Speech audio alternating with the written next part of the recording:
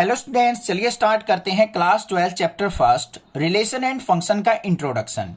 पर एक्सरसाइज हम इंट्रोडक्शन करेंगे। जैसे एक्सरसाइज 1.1 है उसके बेसिक कंसेप्ट्स को देखेंगे, फिर हम एक्सरसाइज करेंगे। उससे थोड़ा इजी हो जाएगा। सारा का सारा इंट्रोडक्शन एक ही वीडियो में ना पढ़ के हम थोड़ा थोड़ा पार्ट में डिवाइड करके पढ़ेंगे, जिससे मुझे लगता है कि आपको ज्यादा समझने में इजी रहेगा। अब सबसे पहले हम पढ़ेंगे रिलेशन होता क्या है। फंक्शन को आगे देखेंगे हम नेक्स्ट वीडियोज में।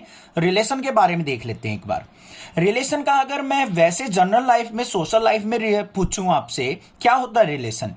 रिलेशन का मतलब क्या होता है? जैसे चाचा का भतीजे के साथ रिलेशन, पापा का अपने बेटे के साथ, भाई का बहन के साथ, या फिर भाई का दादी के साथ है, दादा के साथ है, या हमारा मम्मी के साथ है, मामा के साथ है, इस तरीके के रिलेशन। ठीक है। ऐसे ही यहां पे क्या होता है, मैथ के अंदर एक सेट का दूसरे सेट के साथ रिलेशन होता है।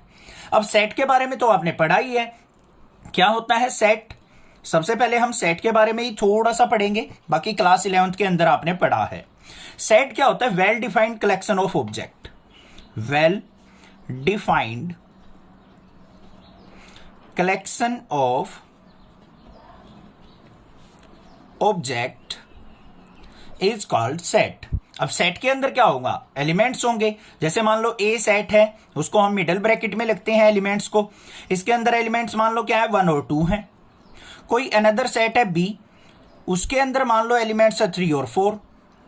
तो ए और बी का रिलेशन क्या कहलाएगा? देखो वर्ड रिलेशन की बात कर रहे हैं हम, तो ए और बी का रिलेशन कैसे निकलेगा? ए क्रॉस बी करके कार्टेशियन प्रोडक्ट कर दो तो ए का बी के साथ रिलेशन निकल जाएगा। कैसे निकलता है ध्यान से देखो। पेयर बनाओ, 1 का पेयर 3 और 4 दोनों के साथ बन सकता है, तो क्या लिखेंगे? 1 का रिलेशन 3 के साथ, 1 का रिलेशन 4 के साथ। फिर 2 का रिलेशन 3 और 4 के साथ भी हो सकता है भाई। 2 और 3 का रिलेशन, 2 और 4 का रिलेशन। ये बन गया हमारा रिलेशन ए और बी का। ये पॉसिबल रिलेशन हो सकते हैं हमारी। समझ में आ गई बात? क्लियर है? ये हमारी हो गई कार्टेशियन प्रोडक्ट। अब बात सुनो ध्यान से। रिलेशन एंड फंक्शन चैप्टर जो है ना, बच्चों को बहुत ज्यादा डिफिकल्ट लगता है, बट मैं ये कहता हूं नेक्स्ट क्लासेस से आप कंटिन्यूअसली पढ़ोगे ना, तो चैप्टर आपको बहुत हद तक 99% तक आपके माइंड में सेट हो जाएगा। 1% के लिए आपको खुद से भी मेहनत करनी पड़ेगी। ठीक है। अब बात आती है यहां पे मेन रिलेशन, जो वर्ड यहां पे यूज होता है हमारा चैप्टर नंबर 1 में, वो होता क्या है? रिलेशन। रिलेशन का मतलब क्या होता है? हमें कोई पर्टिकुलर कंडीशन गिवन होती है, उस कंडीशन के हिसाब से हम जो ए क्रॉस बी के एलिमेंट्स होते हैं ना, उनमें से कुछ वैल्यूज को पिक किया जाता है।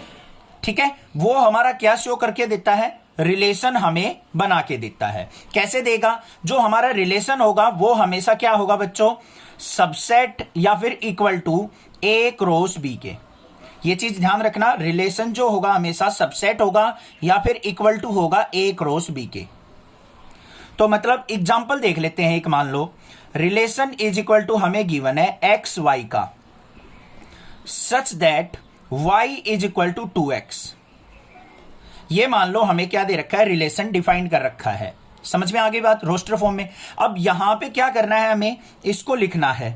तो r इज इक्वल टू, यहां पे देखो बच्चों, y is equal to 2x। अब कोई भी वैल्यू लिखी जाती है, ये x होता है, ये y होता है। तो यहां पे रिलेशन में कौन सी वैल्यू हमारी निकल के आएगी? यहां पे ये वाली 2,4। जब x की वैल्यू 2 पुट करेंगे तो y की वैल्यू हमें 4 मिलेगी। तो एक वैल्यू यहां से हमने पिक कर ली, ये आ गया यहां पे रिलेशन के अंदर एलिमेंट। तो आगे ना बात समझ में। रिलेशन जो होगा हमेशा ए क्रॉस बी का सबसेट होगा, या फिर इक्वल भी हो सकता है। ये सारे के सारे एलिमेंट्स रिलेशन में आ जाए, ऐसा कोई रिलेशन दे रखा हो हमें। ठीक है। कैसे? एग्जाम्पल के तौर पर अगर मैं यहां पर बात करूं तो यहां पे तो नहीं बनता, बट यही चीज आपको पता लग गई होगी कि जो भी हमारा रिलेशन होगा वो हमेशा ए क्रॉस बी का या तो सबसेट होगा या इसके सारे के सारे एलिमेंट्स होंगे। ये चीज क्लियर है? अब दूसरी बात, अब आपको क्लास 11th में आपने छोटी सी चीज पढ़ी थी, डोमेन और रेंज। वो भी आपको थोड़ी सी पता होनी चाहिए। जैसे मान लो कोई भी वैल्यू लिखी जाती है 1,3। यहां पे क्या है? ये x की वैल्यू है, ये y की वैल्यू है। तो ये जो x होता है ये क्या होता है? हमारा डोमेन। और ये जो y होता है ये होती है हमारी रेंज। मतलब डोमेन को पुट किया जाता है, उससे जो हमें वैल्यू मिलती है उसको हम रेंज कहते हैं। समझ में आ गई बात? यहां तक क्लियर है? ठीक है। उसके बाद बात करेंगे हम टाइप्स ऑफ रिलेशन की, और मोस्ट इंपॉर्टेंट वही है इस चैप्टर के अंदर, इस एक्सरसाइज 1.1 के अंदर। टाइप्स ऑफ रिलेशन में आता है हमारा, सबसे पहले आता है एम्प्टी रिलेशन। अब एम्प्टी सेट आपने पढ़ा होगा, कुछ ऐसा ही हमारा होता है एम्प्टी रिलेशन। एम्प्टी रिलेशन से मतलब क्या है, अगर हमारा रिलेशन के अंदर कोई भी एलिमेंट प्रेजेंट ना हो, r इज इक्वल टू क्या हो, 5 हो, देन हम कह सकते हैं कि ये रिलेशन हमारा एम्प्टी रिलेशन है। अब जैसे हमने पिछले यहां पे पेज पे बताया था a क्रॉस b, उसके अंदर एलिमेंट्स क्या थे, 1,3, 1,4, फिर 2,3 और 2,4, ये एलिमेंट्स थे हमारे a क्रॉस b के अंदर बच्चों। अब मान लो आपको रिलेशन कोई दे दे, relation is equal to X Y such that, x का y के साथ रिलेशन कैसे है, y is equal to x cube.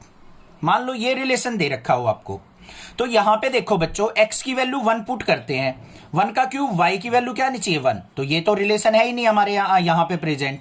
तो यहां पे हमारे पास चारों में से कोई भी वैल्यू ऐसी प्रेजेंट नहीं है जो y is equal to x cube को सेटिस्फाई करती हो, कि x की वैल्यू पुट करे और y की वैल्यू क्यूब होके आ जाए। देखो यहाँ पे ये x है, ये y है, ये x ये y, इस तरीके से तो कोई भी रिलेशन यहाँ पे सेटिस्फाई नहीं हो रहा, तो हमारा रिलेशन के अंदर एलिमेंट्स क्या हो जाएंगे, नल, या फिर रिलेशन इज इक्वल टू क्या होगा हमारा 5, तो इसको कहेंगे एम्प्टी सेट।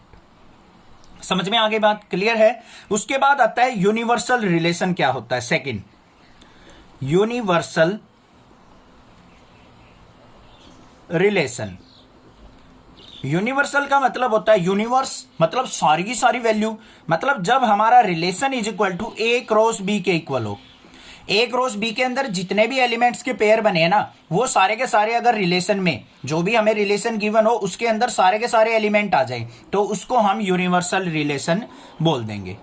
समझ में आ गई बात। अब जो ये रिलेशन होता है ये हमारा 3 टाइप्स का होता है। फर्स्ट जो होता है हमारा रिलेशन वो होता है रिफ्लेक्सिव, ये हमारा पूरा का पूरा चैप्टर, पूरी की पूरी एक्सरसाइज 1.1 के अंदर मिलेगा, रिफ्लेक्सिव वर्ड। सेकंड जो होता है हमारा वो होता है सिमेट्रिक रिलेशन, और थर्ड जो होता है हमारा वो होता है ट्रांजिटिव रिलेशन।